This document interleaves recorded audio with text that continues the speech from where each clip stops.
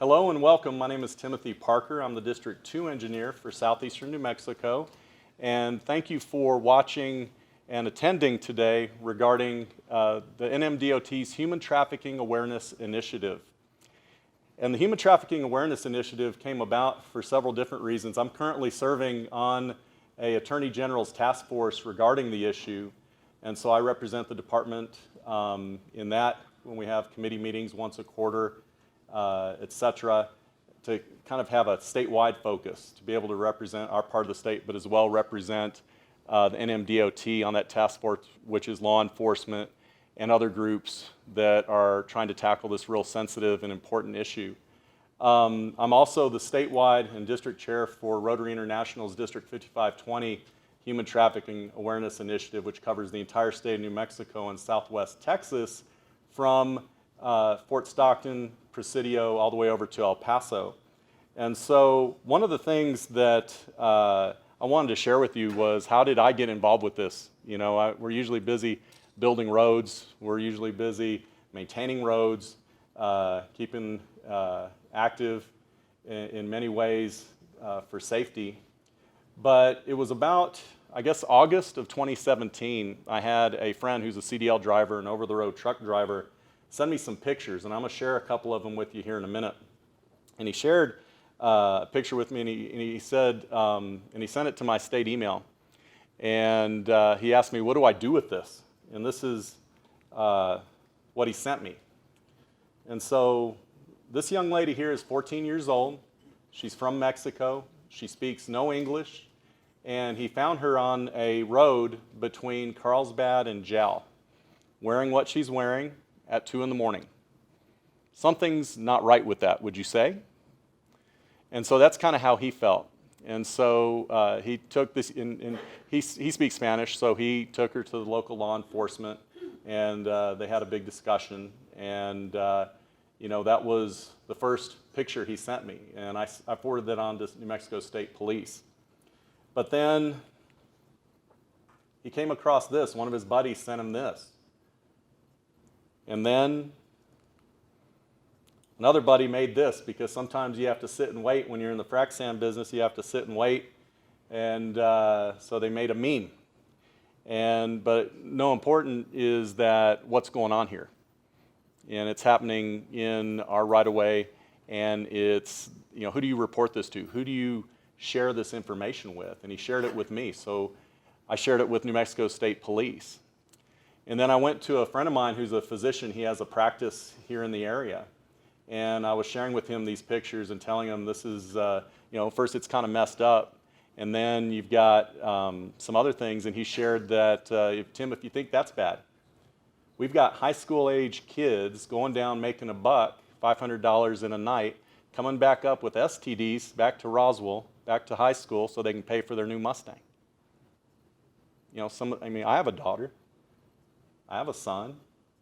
That hit me really hard. And so I went and shared some friends in Dallas. And these friends in Dallas, one of them, they introduced me to this husband and wife who own all the Dickey's barbecues. Everybody knows Dickey's barbecues. They introduced me to Ms. Maureen Dickey, and she introduced me to, they have a foundation, and they do a lot of human trafficking training. And so she introduced me to this husband-wife team. He was in the Dallas Police Department for 30 years. And she works in the genetics side at University of North Texas. So he is very intimately involved with prostitution in the Dallas area, human trafficking in that area, and then she's the one that works on the DNA samples of the offenders, the alleged perpetrators, as well as the victims, and adds it to a national DNA database to try and track these things. And their names are Louis and Martha Fellini. And so they're the ones that ultimately put this presentation together for me. I've modified it a little bit. I've given it many, many times around the state. But I want to share it with y'all because every day you have an opportunity to do something about this. It might not be if, but it will be when you're going to see something that just doesn't look right. And so I'm going to share with you some background. I'm going to go into some really tough stuff that I initially, when I talked about it, you know, when you're bald and you get embarrassed, you turn red all the way back. You know, some of this stuff was really hard to talk about the first several times but it doesn't get any easier, especially if you have kids, grandkids, or if you know people that are under 18 that you care about. These are somebody's kids. And so that's what we're going to be talking about here today. And at the very end of our presentation today, I'll share with you what you can do about it, you as an individual NMDOT employee.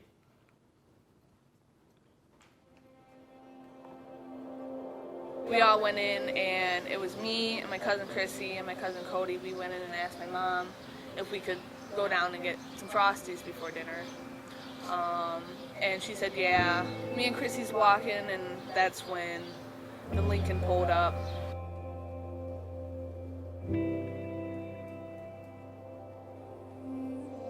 From the very, very beginning, they drilled it into my head, they drilled it into her head, that, you know, if we try to act up, something really bad was going to happen.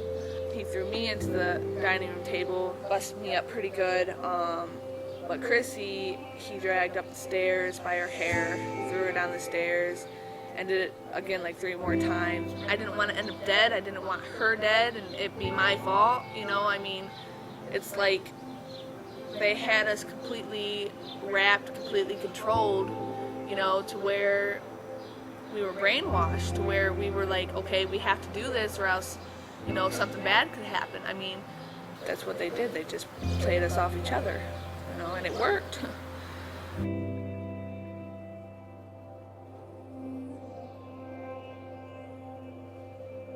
Here we are, you know, I'm 15 years old, my cousin is 14, and we're here at a truck stop, you know, being forced to work it, you know, being forced to go from truck to truck, asking, you know, if the guy would like to have sex with us, you know, and we're young girls, terrified out of our minds.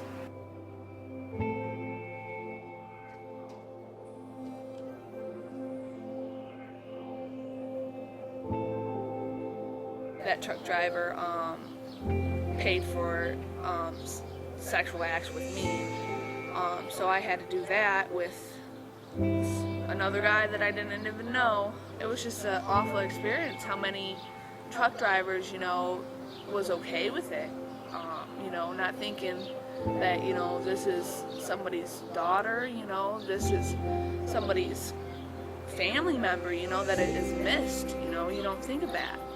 That they don't want to be here. Thank God what saved me was that truck driver that did think that, you know, that called in and said, hey, you know, this is whoever at the TA's truck stop, you know, and we have some girls out here that look pretty young. Oh, that trucker. The one that made that phone call. I think about him all the time. I have never met him.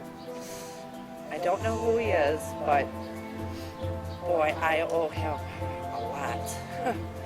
If it wasn't for him calling the police and saying that she just doesn't look right there, I have no idea what would have happened. Boy, am I thankful to him, to that truck driver. God, am I thankful to him. And if he ever sees this, thank you.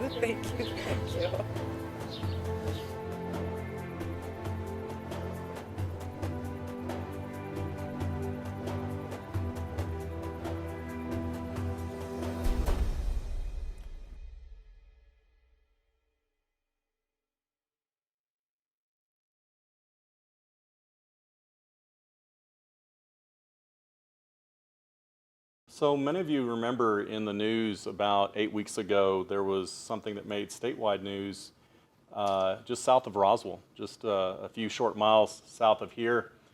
Sheriff Mike Harrington came and shared the story with us with a community service group I'm a part of. And there were 70, well, the first thing when they pulled up on the site, it was because a concerned citizen saw something and they said something, which is the big emphasis point that I wanted to share with you today.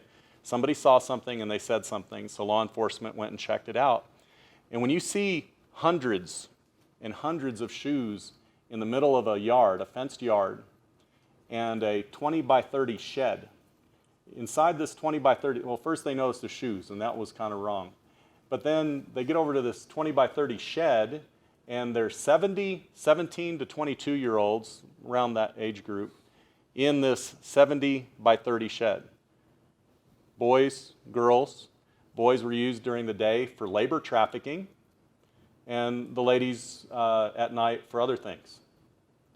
And so that was in our backyard here in Roswell. Some of y'all remember just last week, somebody reported something on one of their neighbors, and they went in and it was a safe house for human trafficking. 7, I don't know if it was Honduran or Guatemalan immigrants right here in Roswell, because a neighbor reported that there was something amiss.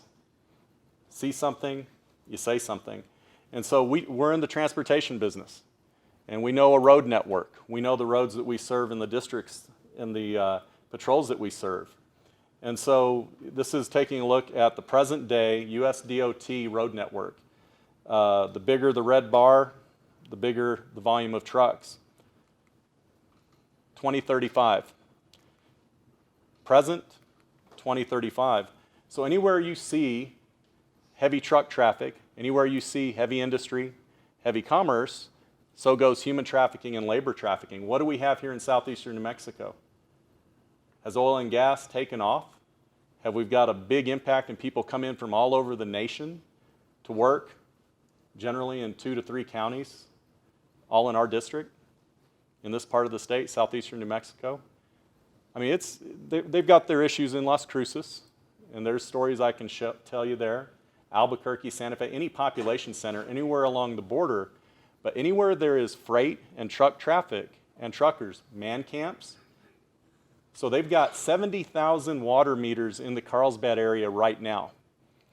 That's supposed to be a town of 35, 45,000 people, but they have 70 water meters online right now that the city of Carlsbad is serving. So there's a ton of folks down there. We know that. But what this graph represents is the issue isn't going to go away. Oil and gas is going to be here for decades. They're making investments that are going to be here 20, 30 years. And so this is something we have to address, and this is another opportunity that we have. So something that this Dallas, I share with this is Dallas, but this is something that we have as an issue as well as an opportunity, is continuity of care.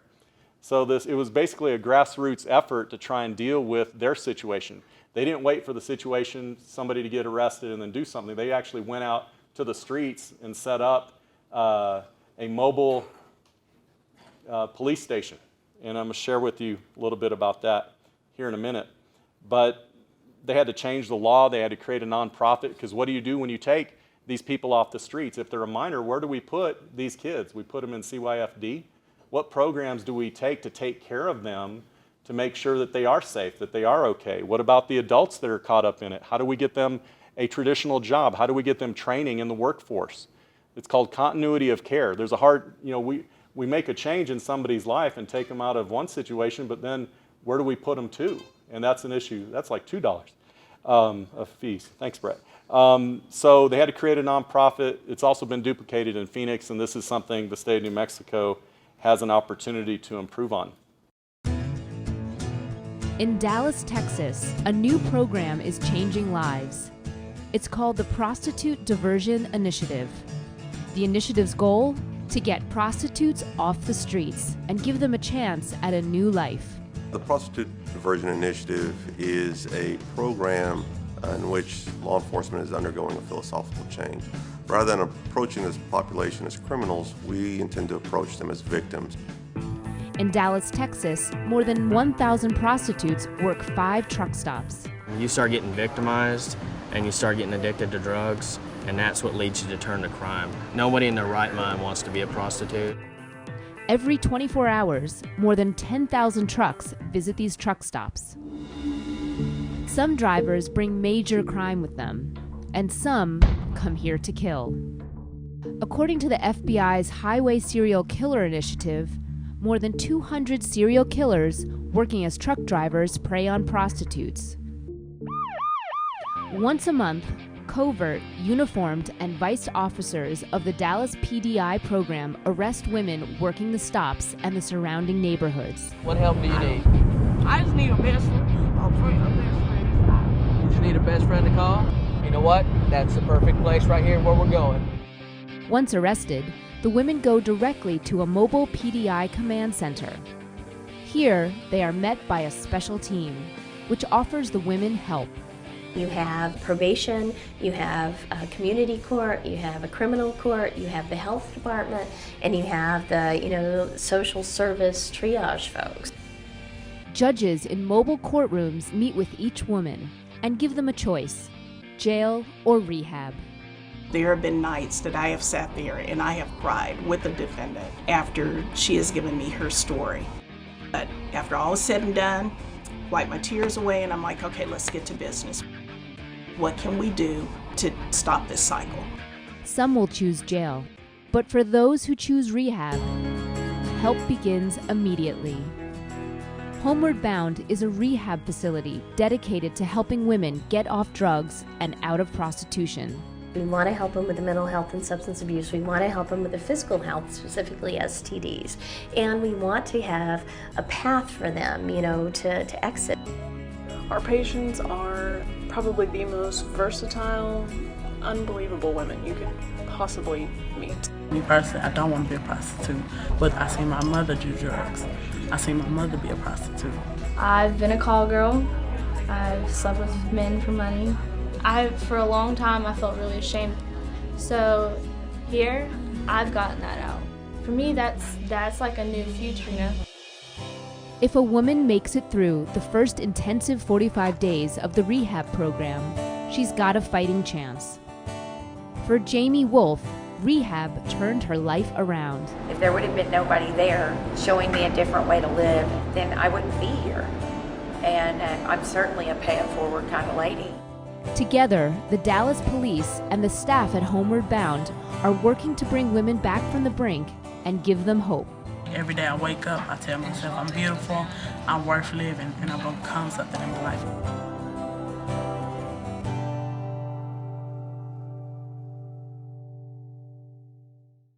So that's the opportunity we have, is that continuity of care.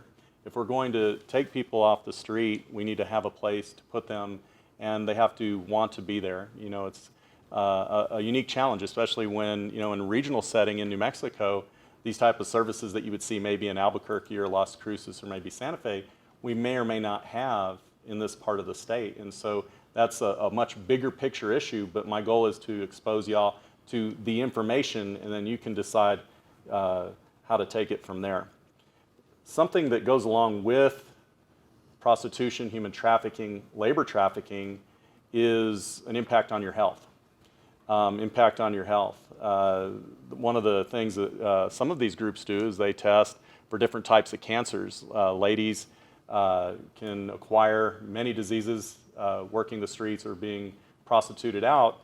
And so in this group of 1,172 participants in this one study, 100% involved some type of drug use. Some, 57%, more than half, had some type of trauma, abuse. 83% were smokers, and 55% had at least 50+ sex partners. And that's why treating in healthcare is very important very early on when someone is taken out of that type of situation, is they need to have healthcare. It could be dental work, cavities. It's not like, those 70 kids that they found in that 20 by 30 shed south of here, it's not like they were brushing their teeth every night. And in fact, I think Sheriff Harrington said that most of them had some type of chlamydia cream or something because of STDs. And so, there's a lot of healthcare issues that come with tackling this. So what is human trafficking? That is a question. How does it really work? Well, it involves an action, a means, and a purpose to those means. Actions would be recruiting, harboring, like what was happening south of here, transporting. Our Border Patrol, have kind of left our inspection stations. Everybody's working on what's happening down on the border right now. So there is transporting. We're seeing that up well farther than Roswell. Providing, obtaining, patronizing, soliciting, advertising, and that's involving sex trafficking. And then the means, keep in mind, anybody who's a minor, whether it's their own free will, like some of the high school kids I mentioned earlier, whether it's their own free will or not, it's still human trafficking because they're a minor, they're under 18. And there's severe penalties for that. Minors induced into commercial sex are human trafficking victims regardless if forced, fraud, or coercion is present, or if they're a willing participant. Force, fraud, coercion are the means. And then the purpose, obviously, commercial sexual exploitation or forced labor. You know, besides oil and gas, southeastern New Mexico is big in agriculture. And so seeing labor trafficking, I know that doesn't surprise many of us, but some people don't want to think about that. But it's part of human trafficking. If these folks, you know, those young men who were in that 20 by 30 shed were being used as day laborers, and that's a huge issue and a huge problem. And that's where I go back to, if you see something, you say something. And it's all over nationally. It's not just, you know, here. It's nationwide. And there's articles that from all over, including southeastern New Mexico, including the Southwest, west of the Mississippi, east of the Mississippi, interstate traffic, people leaving here. If the temperature gets turned up because some of the neighbors are kind of saying some things, you know, they go to another state, they move people. They have a whole network nationally of being able to move people around. And here in a few slides, it'll talk about the business aspect of it. And this is a lot of New Mexico right here. So it is one of the most underreported statistics that are out there regarding human trafficking. You know, if you think our traffic data is bad, trying to get stuff, you know, the most current traffic data we have today in June of 2019 is from 2017. Have things changed on our road in 2 years? I mean, the whole human trafficking issue is grossly underreported. And so like maybe just a few percent of what's really going on out here.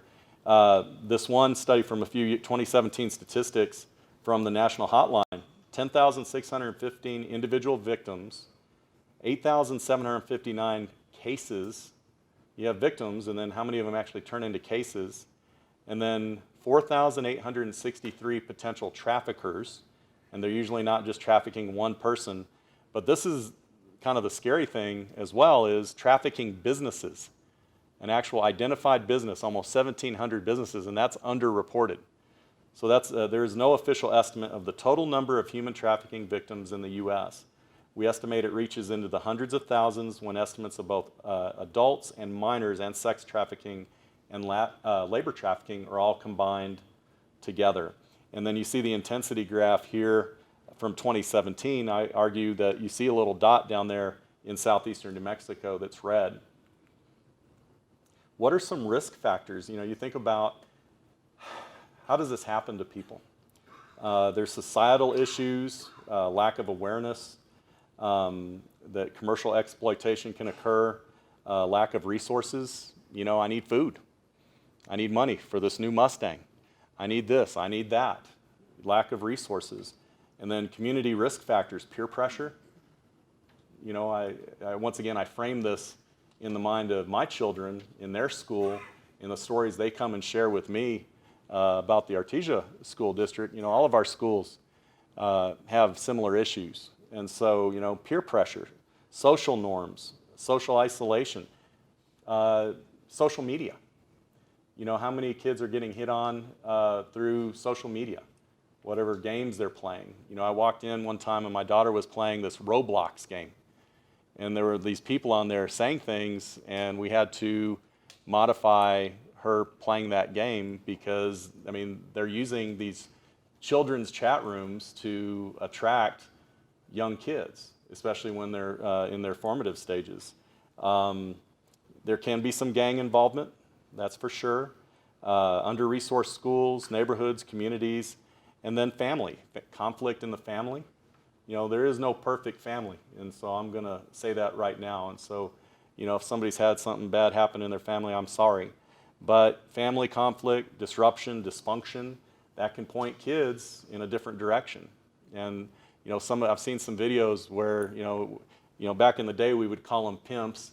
Most of them today are business people, and they all are some of the slickest salesmen and ladies. Because sometimes ladies are the business person involved with that. And they can convince people, and there will be a video on that here in a second. And so Individual risk factors, history of child abuse, neglect, maltreatment, homelessness. You know, in Albuquerque public schools, there's over 10,000 students that are homeless. Where do they live? A lot of them live in the cars outside of the school, and then the parent sends them into the school for Head Start, and then they go try and work. And I've met some of these people when I was up there. 10,000 kids that don't have a home in Albuquerque public schools alone. Homelessness, runaways, folks in the LGBT community can be targets. History of systems involved, the juvenile justice system, CYFD, criminal justice, foster care, and then stigma and discrimination. I mean, this is heavy stuff, and I apologize for sharing it with you in this way, but it is. And it needs to be, the information has to get out, and that's where you all can make a difference where you're seated here today. And who are some of these victims? We all know it's children and adults. There are adults that are in that. Girls and women are disproportionately affected. Drugs, low self-esteem, immature, naive, thinks they know everything. Vulnerable populations, those that have child abuse, homelessness, unstable homes, runaways, and the list goes on and on. And then I talked about, you know, being a real slick salesman. It's grooming. It's called grooming.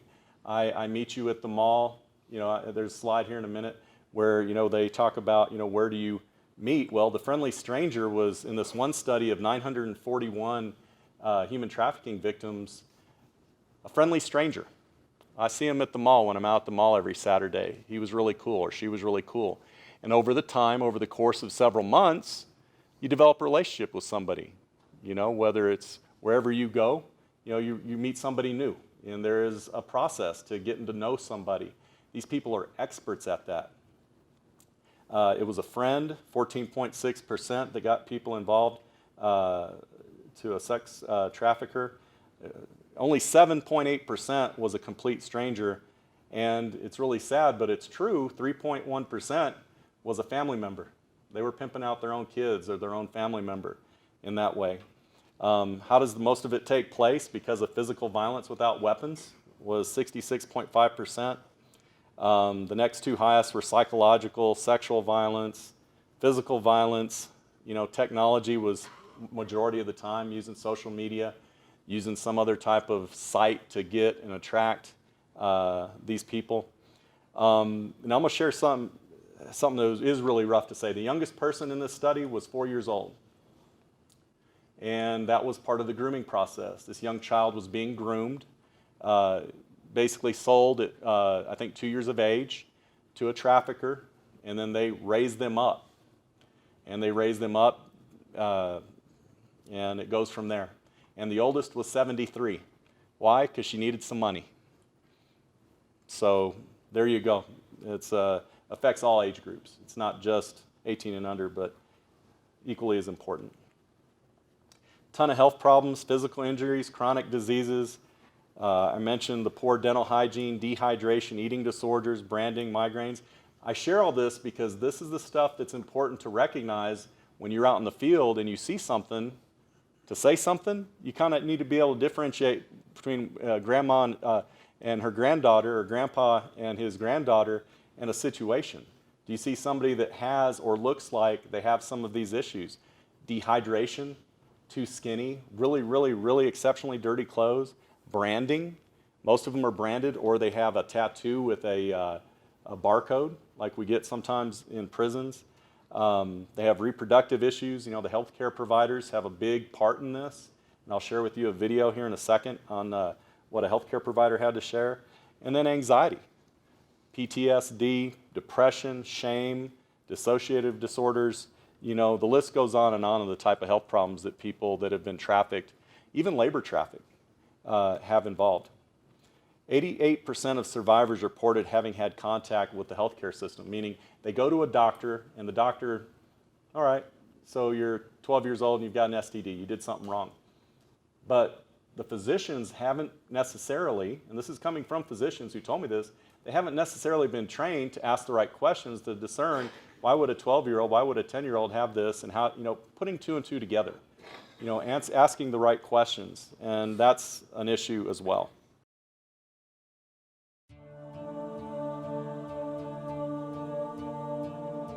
Most people, even today, think that trafficking and exploitation happens in third world countries, not in the United States of America, and certainly not in Kentucky, but it does, and I'm proof that it does. I grew up in a town in Kentucky, and in a middle-class home. I have an older sister, and my parents divorced in my late teens. I was an avid swimmer. It was my life and something I enjoyed doing. It was a passion of mine. And I always enjoyed art from the time that I was very young. Art class was my favorite subject in school. I was trafficked beginning as a very young child. It was pretty much almost a part of my life, all of my life, up until I escaped when I was 18. My trafficker was somebody that had my complete trust and the complete trust of my family, and therefore it made it very easy to gain access to me, to exploit me. There were quite a few moments in time when I was trafficked that, the opportunity for intervention arose. When I was a young child, I had chronic reoccurring vaginal infections that was treated by my pediatrician. Then in middle school, I contracted oral sexually transmitted disease, in which I was treated by an ear, nose, and throat doctor. Both physicians were wonderful and very caring, but not one physician or healthcare worker ever asked whether I was being sexually exploited, not once. Both doctors knew my family, and so I think that they may have dismissed that, thinking no way could a child from a middle-class home be being exploited. Another case where I see an opportunity that was missed for an intervention was I was in middle school. Somebody reported that I was being sexually abused. I had to go down to Child Protective Services. Prior to going to my interview, I was coached by my trafficker on what to say and how to deny the abuse. He told me not to talk too much and to know that the CPS was not my friend. I distinctively remember him saying, "Do you know what they want to do?" And I said no. And he said that they want to take you away if you say anything for good. You'll be locked up, taken away from your family, your friends, and your pets. You will go to jail, and everybody will know what you did. By the time I got there and walking into the office in which I was interviewed by a CPS worker, I walked in there feeling guilty, feeling ashamed, and not at all seeing the social worker who was interviewing me as somebody that could help me, who was there to rescue me and bring me to safety. I saw her as the enemy, and I answered her questions, denying that I was being abused, and left there there was no follow-up. And I left, and my trafficking continued. What led me to being an advocate today is, one, receiving long-term extensive therapy to get me to a place where I'm confident in who I am and that I know that nothing that was done to me was my fault.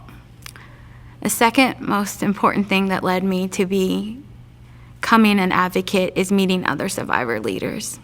What I would say to a victim just coming out from their exploitation, from their trafficking situation, is that I'm so sorry this happened to you. I know you're scared and unsure of your future. I want you to know that what happened to you was not your fault. that you do not have to let it define you, that you are more than who you think you are at the moment, that you can rise above your oppression, you can achieve your goals and reach your dreams, and you don't have to do it alone. You have a family of survivors, of your brothers and sisters to be there with you as you move forward. It's important to me to be an advocate because I really strongly feel that we need survivor leaders in the movement against trafficking. Our voices are vital, valuable, and very important. I really feel that we have to come together as allies to really help end modern slavery. I am counteracting the injustice that was done to me.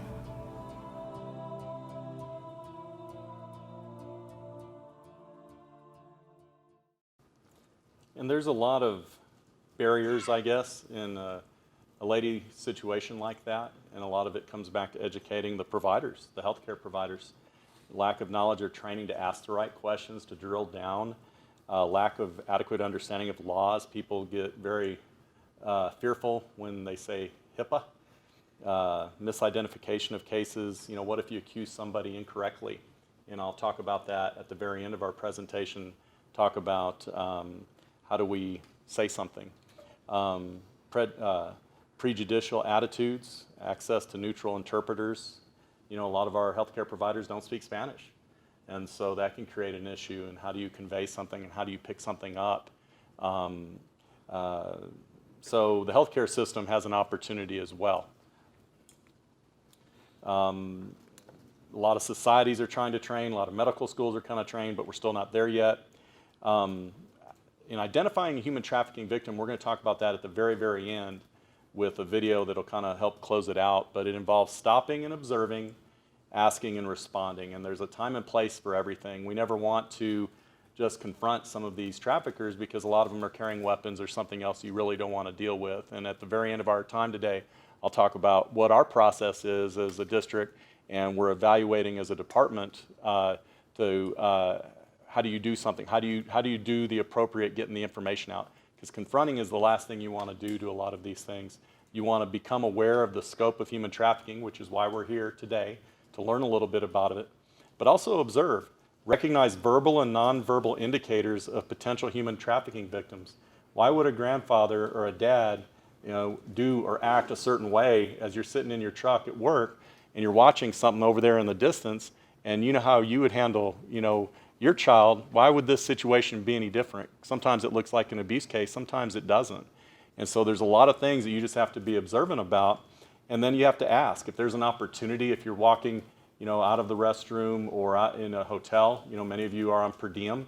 A lot of trafficking occurs in hotels. In fact, there's an app I have on my phone that you take 4 pictures inside your hotel room and it goes to a national database, and they're able to identify, has a human trafficking victim been in this hotel chain? Because of the way, you know, every hotel is furnished differently. And so they're able to dial it in, and that's a huge help.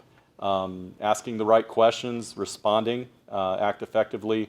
You know, what if someone came up to you? I have a friend who's a over-the-road truck driver, CDL guy, nationally. He was at a truck stop one night, and he's loyal to his wife. And a girl came running up and asked for help. How would you handle that? What would you do if someone came up and asked, you know, for you to help? Or like my friend who found that girl at 2 in the morning, how would you act? Would you do it any differently? Something to think about. When you work in the service industry, you see a lot of homes in all sorts of areas.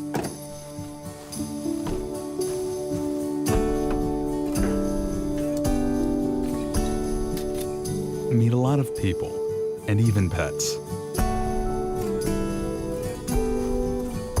Out here, you have to take your job seriously and always be on the lookout to find better ways to safeguard the people you serve. What kind of shop are you guys going here? Tool and die shop. Great. Welcome to the neighborhood. Thanks. or the products that protect their homes, or services to get their homes running just right. You work hard every day because you don't want to miss a thing. Like you just did. Do I have your attention? Workers who are in people's homes on a day-to-day basis are a critical part of identifying potential cases of human trafficking and combating this horrific crime.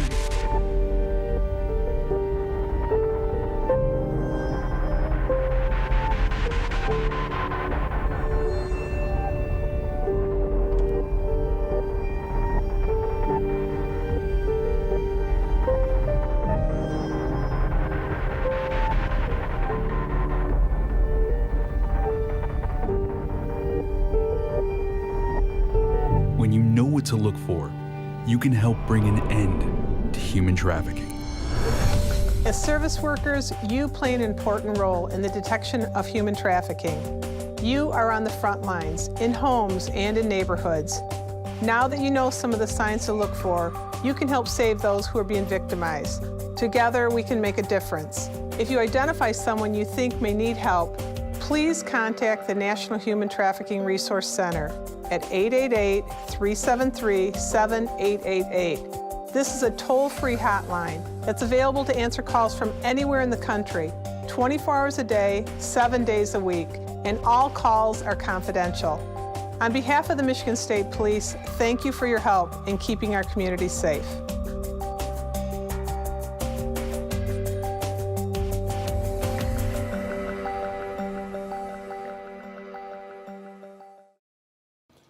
And that was produced by the Michigan Department of Transportation, I believe, and we're working at doing something similar with more New Mexico-style homes and things like that. But that video right there really kind of what brought everything home for me, because you think about every day we're out in the public, in our areas that we serve, in the communities that we serve, and we see a lot of things.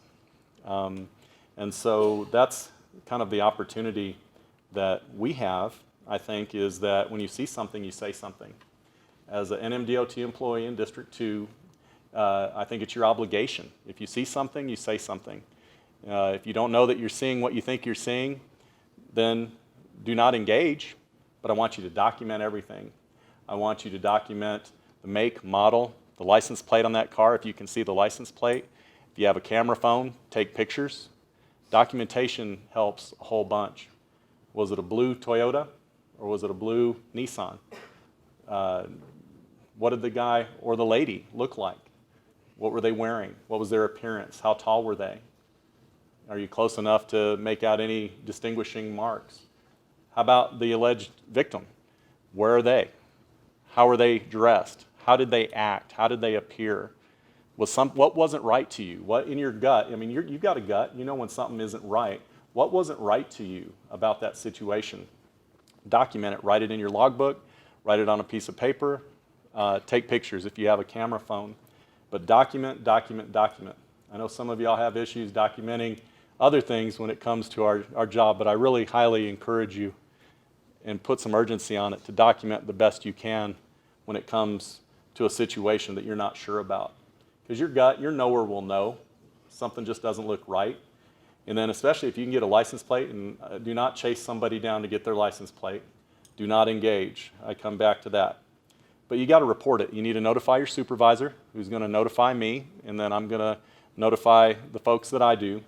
But also, everybody in this room generally works with law enforcement at some time or another. You know someone on the local county sheriff, local police officer, or maybe even that state police officer. You need to, after you notify your supervisor, notify law enforcement, because time is of the essence in these things. You know, we're going to talk about calling the hotline on the next slide, but that could take, it's a national hotline and it's not in New Mexico. You know, the Truckers Against Trafficking, I could send them an email with some stuff, and 3 days later, you know, these people are already in Florida. Time is of the essence on these things, and so we have to get local law enforcement involved to say, I think there could be a human trafficking situation going on. And so notify law enforcement, but also notify the national hotline, because they're the ones that keep statistics. State by state statistics on the human trafficking situation. In fact, if you went out to humantraffickinghotline.org, and I encourage you to do that, to see what is New Mexico like over the last couple of years. Why was 2017 so much more than 2018? What's happening here? What's happening there? It actually breaks a lot of statistics down about the state of New Mexico on the National Human Trafficking Hotline, 888-373-7888. And so we have to, if we see something, we've got to say something. And so that's the goal of today, is to raise your awareness. That's why we're doing it as a district, and the department is evaluating it. That's why we're recording it here today, because it's going to roll out potentially to every DOT employee, because it's that important. And it's happening statewide. There's not a corner of New Mexico that this issue is not happening. And we've got, what, 332 employees in District 2, well over 2,500 in the department as a whole. That's a lot of eyes, that's a lot of ears, and that's a lot of opportunity to make some wrongs right. And that's where I hope you'll take and consider, when you see something, that you say something.